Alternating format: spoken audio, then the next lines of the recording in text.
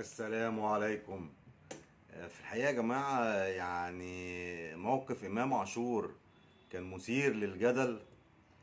طلع المدرب بالأمس مستر كولر في تصريحات صحفية مثيرة جدا هي كمان، وقال إن أنا ما عنديش أي خلاف مع إمام عاشور، وإن إمام عاشور كان مصاب في ماتش الذهاب والعودة لسيمبا، وأيضا ماتش الذهاب لصن داونز.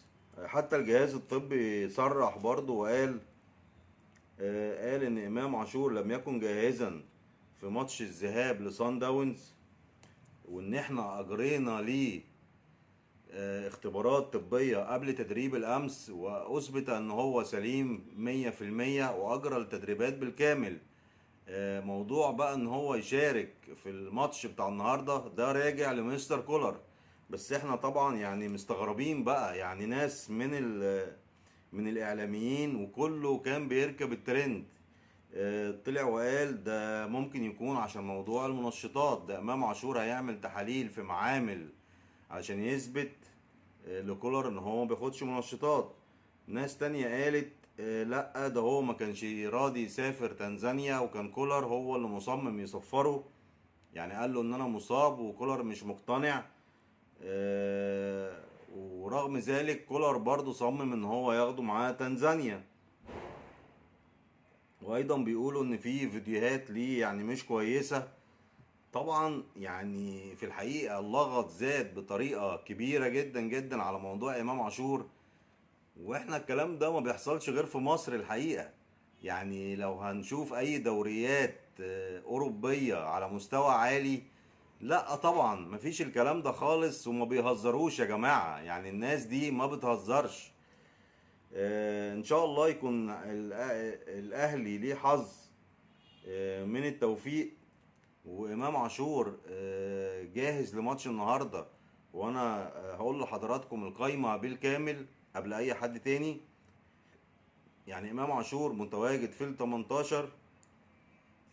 حراسه المرمى محمد الشناوي، مصطفى شوبير، مصطفى مخلوف. خط الدفاع علي معلول، رامي ربيعه، ياسر ابراهيم، اكرم توفيق، محمد عبد المنعم، محمد هاني، خالد عبد الفتاح. خط الوسط احمد نبيل كوكا، اليو ديانج، مروان عطية، امام عاشور، حسين الشحات، احمد عبد القادر. طبعا عودة احمد عبد القادر كمان كان بره القايمة خالص. بيرسي تاو، محمد مجدي قفشة، طاهر محمد طاهر، رضا سليم. وبالنسبة لخط الهجوم محمود عبد المنعم كهربا، انطوني موديست، صلاح محسن. الماتش النهارده ماتش يعني قوي جدا وماتش عصيب، ان شاء الله رب العالمين يعدي على خير. في الحقيقة احنا بنطالب بس يعني اي جهات كروية او ادارات رياضية داخل مصر بمزيد من الشفافية، لان ما ينفعش كده الحقيقة. ده بيأثر على مستوى الكرة في مصر ومدى المصداقية واهميتها.